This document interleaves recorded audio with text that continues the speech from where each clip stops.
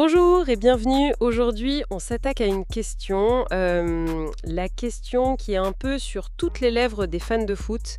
Le FC Barcelone peut-il, oui ou non, tout gagner cette saison? La fameuse question du triplé. Exactement. On parle de la Liga, de la Copa del Rey et bien sûr du Graal, la Ligue des Champions. Est-ce que c'est un objectif réaliste ou juste un rêve?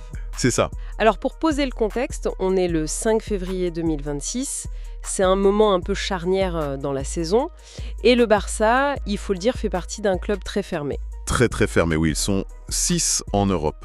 6 clubs encore en lice sur tous les tableaux. On a Arsenal, Manchester City, le Sporting, le Bayern, l'Inter et donc le Barça. C'est du lourd. C'est du très lourd. Et pour en parler, on a croisé plusieurs analyses. Des papiers tactiques très pointus, la presse catalane, évidemment toujours très passionnée, et puis des regards un peu plus critiques venus de l'étranger. Et j'imagine que les avis sont pas toujours les mêmes. Non, et c'est ça qui est intéressant. On va essayer de démêler un peu tout ça, de voir si cet optimisme autour du club est vraiment justifié. Parfait. Alors, avant de plonger sur le Barça, faisons peut-être un petit détour. Regardez ce qui se passe chez les rivaux, c'est essentiel pour mesurer la tâche qui les attend. Et on commence où à ton avis? On commence à Madrid. Forcément, l'ennemi juré, le Real. Alors, que se passe-t-il au Real? À Madrid, l'ambiance est électrique. Mais pas dans le bon sens. Ce qui ressort de partout, c'est que le vestiaire n'est pas du tout serein. On parle de tension avec le coach. Ah oui. Oui, de joueurs importants qui sont mécontents.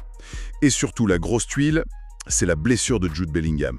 Ah, ça c'est un énorme coup dur. Plus d'1 mois d'absence. À ce moment précis de la saison, c'est une catastrophe pour eux, quoi. Le contraste est saisissant avec ce qui se passe à Barcelone au même moment. On a cette histoire avec Lamine Yamal. Oui. Le jeune prodige qui décide de lui-même de se couper de tous les réseaux sociaux pour se concentrer à fond sur sa saison. C'est fou à son âge. C'est le jour et la nuit. Vraiment, d'un côté est à l'image d'un club, le Real, qui se fissure un peu de l'intérieur et qui perd son meilleur joueur. C'est ça. Et de l'autre, à Barcelone, ce symbole de jeunesse, de professionnalisme. Ça en dit long sur la dynamique psychologique des deux clubs en ce moment. Et si on regarde un peu plus loin? En France, par exemple, il se passe aussi des choses intéressantes. Oui, on a des phénomènes assez incroyables. À Lyon, on parle d'une Hendrix-mania depuis l'arrivée du jeune Brésilien. Et à Marseille? Mason Greenwood. Mason Greenwood qui flambe complètement sur le terrain.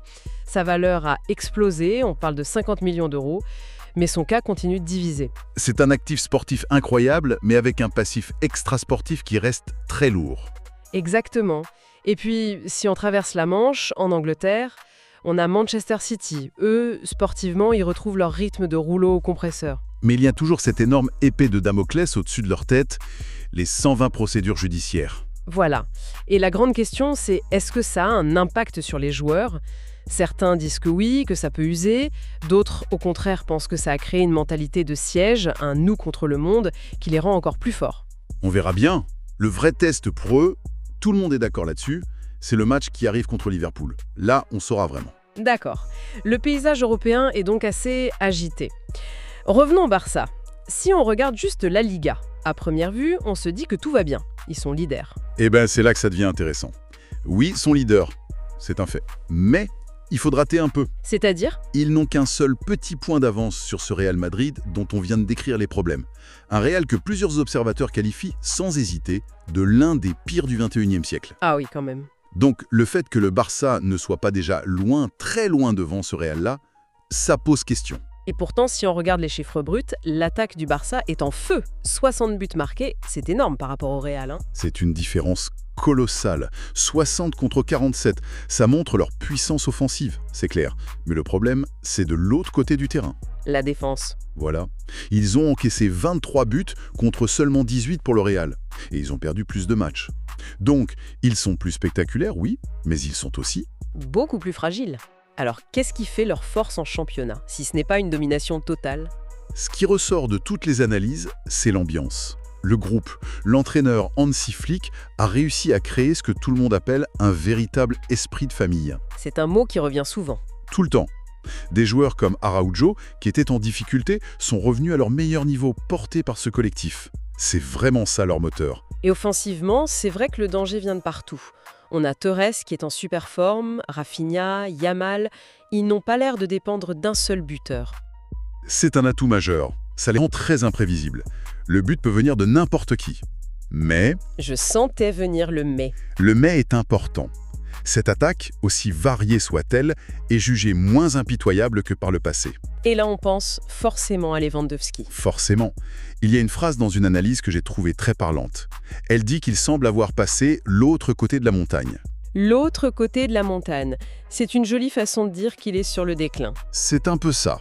Il pèse moins sur les défenses, il rate des occasions qu'il aurait mises au fond il y a 2 ans, il n'a plus cette aura de tueur.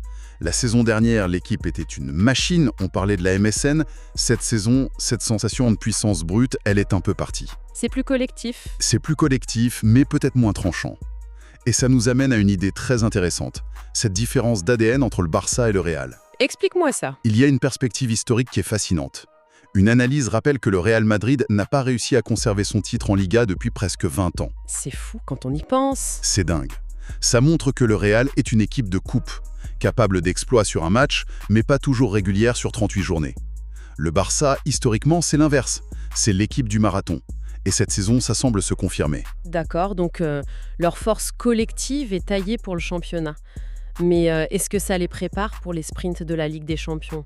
Parce que là, le vrai test, il est là. Exactement. Pour l'instant, le parcours est propre. Ils ont fini dans le top 8 de la nouvelle phase de Ligue. Ils ont évité les barrages. Propre en apparence seulement. Parce que si on regarde les détails, on tombe sur le point le plus alarmant de tout le douzier, la défense. Le Barça a encaissé 14 buts pendant cette phase. 14 buts? Pour se qualifier directement, ça me paraît énorme. C'est plus qu'énorme. C'est un gyrophare rouge qui clignote. Pour te donner une idée, de toutes les équipes qualifiées dans ce top 8, le Barça a tout simplement la pire défense. La pire? La pire, et de loin. Et ça, en phase à élimination directe, ça ne pardonne pas. Attends, 14 buts, c'est beaucoup. On est d'accord. Mais on connaît la philosophie de Flick très offensive. Est-ce que c'est pas juste le prix à payer, un pari qui consiste à se dire « bon, on en marquera toujours un de plus que l'adversaire ». C'est un pari, mais c'est un pari extrêmement risqué à ce niveau. Et ce qui me fait dire ça, c'est que ce problème, il dépasse le Barça. C'est peut-être le symptôme de l'affaiblissement général de la Liga sur la scène européenne. Ah, tu penses? On n'est plus à l'époque où les clubs espagnols dominaient tout. On a vu le Real souffrir, l'Atlético perdre à domicile contre Bodo Glimt. Le championnat espagnol n'est plus cette forteresse. Et le Barça est un peu le reflet de ça. Et quand on voit le parcours potentiel qui les attend, on comprend l'inquiétude. J'ai lu dans une des analyses que leur parcours était qualifié de casse-gueule. C'est le mot juste. Le tirage au sort pourrait leur réserver le Paris Saint-Germain dès les 8e de finale. Ce qui serait une affiche de demi-finale, en fait. Absolument. Un tirage terrible. Le PSG, avec sa puissance offensive, pourrait exploiter chaque faille de cette défense. Et même s'il passe, derrière c'est un champ de mine. Liverpool, le Bayern, City. Il n'y a aucun match facile. Donc si on essaye de faire une synthèse, sur la scène nationale, on a un Barça qui semble armé. Tout à fait. L'esprit de groupe, la force de frappe offensive. Ça peut suffire en Liga et en Copa del Rey. D'ailleurs, les bookmakers les donnent favoris pour le titre en championnat. Logique. Mais en Europe, c'est une toute autre histoire. Face à des machines tactiques comme le Bayern ou City, cette faiblesse défensive, elle risque d'être fatale. L'esprit de famille, aussi fort soit-il, ça ne suffit pas toujours à colmater des brèches pareilles. Alors, qu'est-ce qu'on doit retenir de tout ça? Le consensus qui se dégage, c'est qu'un doublé national, c'est tout à fait possible. C'est même probable. Voire un triplé avec la Supercoupe, oui. Mais la Ligue des Champions, ça semble être une montagne trop haute à gravir cette saison. Ce talon d'Achille en défense est juste trop visible. C'est ça. Et ça nous laisse avec une question finale, une réflexion un peu plus large.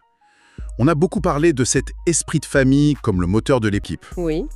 La vraie question, c'est de savoir si dans le football moderne, ce football obsédé par la data, la tactique, l'athlétique, est-ce que des valeurs aussi immatérielles que la cohésion d'un groupe peuvent vraiment compenser des faiblesses techniques aussi évidentes? Surtout face aux meilleures équipes du monde. Encore, est-ce que c'est l'arme secrète qui peut déjouer les pronostics ou est-ce que ce n'est finalement qu'une belle idée un peu romantique face à la dure réalité du football de 2026 ?